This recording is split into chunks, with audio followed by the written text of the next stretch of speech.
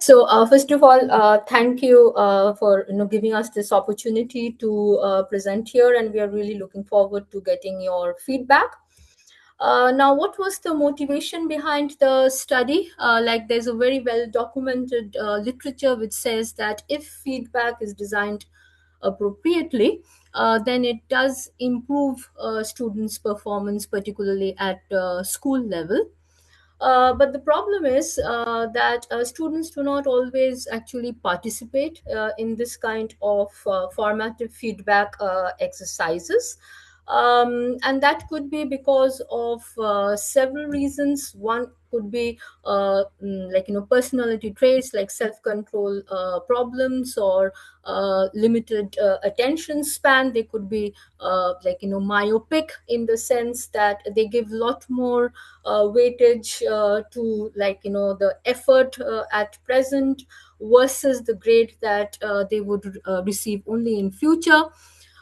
They could be also suffering from some kind of biased belief, in the sense that they might be actually overestimating their own capabilities.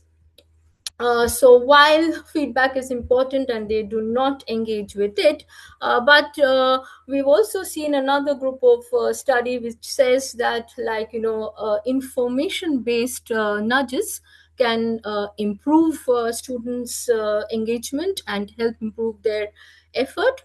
And the advantage of these information nudges is, firstly, they are very low cost intervention, and also highly scalable. So our primary question was to see that can we use these kind of low cost information based nudges to encourage students to engage with formative feedback activities. Okay. um, so how did the intervention happen? So we had this intervention across four different modules spanned over 3 years, starting from 23-24. And the formative feedback was provided to students in form of additional practice questions. And these practice question sets range from 3 sets to 5 sets, depending on the module. Now, these practice questions were released to students approximately every 2 weeks, whereas the formative feedback in form of the answer videos to those practice questions was released 1 week later. And of course, these videos were available to everyone. Now, where is the the nudge here, or how are we sort of asking students to engage more, through which mechanism?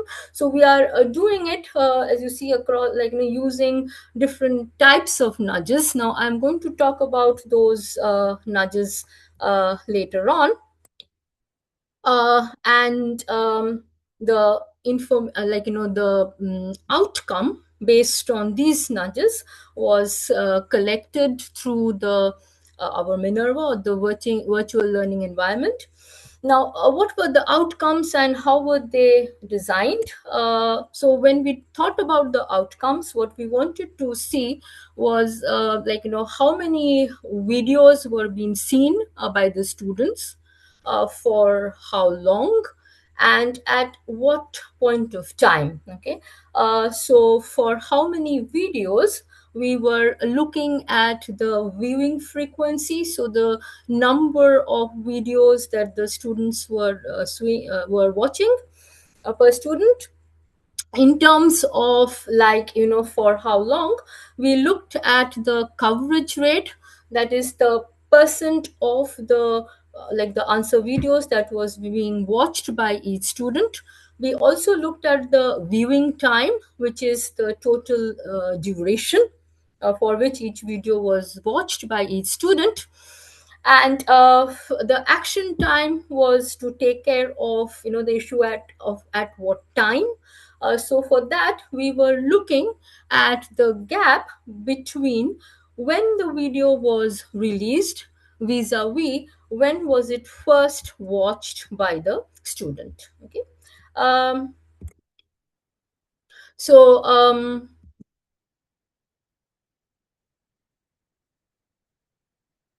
right. So in terms of the CRT, so what we were doing was that, first, we assigned a random number to each student, and based on that random number, the students were, ordered in a particular sort of, ascending order.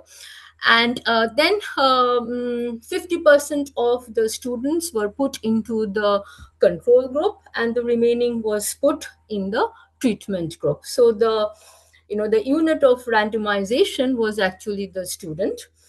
Now, students both in the control as well as in the treatment group got the emails about the video released, whereas the students belonging to the treatment group got some extra information based nudges.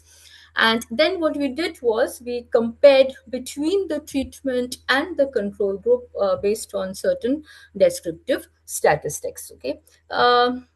What was the message for the control group? What we're referring to here as a control condition was just simply that, this particular video answer for this particular activity has been released, and where exactly in the Minerva they will be able to access that.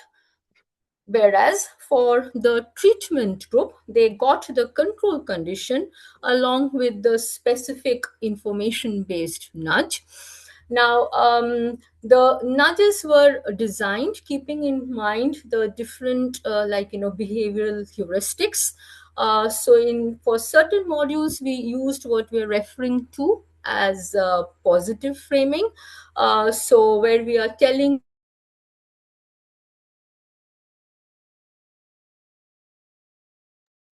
You got mute, Anindita. Can you the check the sound treatment settings? previous years, we found that um, No, you're fine. You're fine now. yeah, I mean, I You're think back. my thing is a little bit my I'm sorry, my network is a little bit unstable. Yeah, that's all right. Can you take a quick question before you move on? Because that I Yeah, think that's an important question for understanding your results later on. yeah, sure. Is it the same cohort or followed over the 3 years, No, or it is the same module across three different cohorts? yeah, so I'm just going to come to that. So Yeah. there in certain Please bear cases. in mind that we have a couple of minutes. Okay, so it's Yeah. the the same modules are followed across the three different years. Across the different years. Okay. Okay. Yeah. And so in terms of the nudges, so positive framing, as I said, negative framing, exactly the opposite of that. And along with that, we also tried social norm to just see if there is any kind of a peer effect which might be useful. um, Now, coming to your question, as you can see, so as the nudging happened from 23-24 to 25-26. So it was for the same module across the 3 years. Now, the type of nudges depended, like the module that was being studied, and of course varied across the different modules. So what were the results then? How did we were we actually able to nudge them? So when we look into the first outcome variable, which was how many videos, where we were comparing the number of videos watched by each student across module 1, which had the positive framing, versus module 2, which had the negative framing. Unfortunately, the results were not significant when and we were comparing the averages across the whole term for the control versus the treatment group. But when we look at for how long, the results are a bit different here. We find that for module 2, for 23-24, the result is significant in the sense that on an average, a student belonging to the treatment group watched a larger percentage of the video compared to the control group. And that was also true when we looked into the total duration of the video which was being watched. There was a significant difference so far as module 2 was concerned, which used the negative framing, whereas we did not find any such significant result when we looked into module 1, which used the positive framing. But when we again compared between the control and the treatment group based on the action time, we see that as expected, the action time would be smaller for the treatment group versus the control group, but the difference was not significant. Okay, so some significant result for the module 2, but nothing for module 1, and this was in 23-24. So when we repeated the exercise for 24-25, so And for maybe that's the last slide we need okay, to sorry. show. Yeah, Yeah. so for when we repeated the result for module 2, unfortunately, we could not replicate it. When we again for 24-25, when we moved into module 1, because the positive framing did not work in the previous year, we used the social norms nudge. Unfortunately, nothing was significant there again. So so it seems that it is terribly difficult to nudge student. Negative framing did work to some extent, but that sort of, you would expect students care more about perhaps losses than gains. But that's something we're still grappling with, to be honest, because nudges did not really seem to play a very significant role across all the modules. Is the control groups. They would be they were completely randomized, so we were assigning them random numbers and sort of dividing them. So of course there is always a kind of sort of I would say an issue in this kind of exercises, where is there a spillover effect where the control group students might be actually sharing information with the treatment group students in terms of the emails. We unfortunately cannot control that, but uh, when, as I said, when we designed the the treatment versus the control group, it was not specific to one seminar group, so the chances of that may still be low. But yeah, of course, that issue is always there, whether the control group student would go and talk to a treatment group student. Yeah. And do we have any idea about performance of these? I'll ask, this is a question that relates back to the chat, of course. Mm-hmm. So that is one of the outcomes that this Mm-hmm. experiment creates. And then Yeah. I'll go back and ask about the mechanisms, a couple of Sure. questions in the chat about those as well. Right. So yeah, so I mean, I couldn't show everything. In terms of outcome, we looked at two different things. One is engagement in terms of how engaged are the student in terms of the Minerva or the Blackboard. What's the amount of time that they are spending on it? We did have a look at that. Again, for the negative framing module, the treatment group did spend a longer time in the Minerva compared to the other group, but the result was not significant.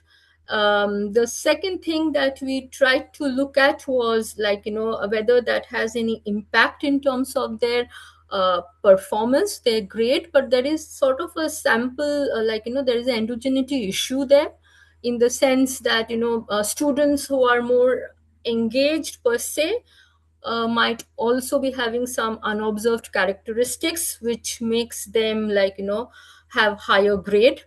So that's something which we are thinking about, how to sort of control for that. But at least for when we did it for 23-24, we did not see any significant difference there as well.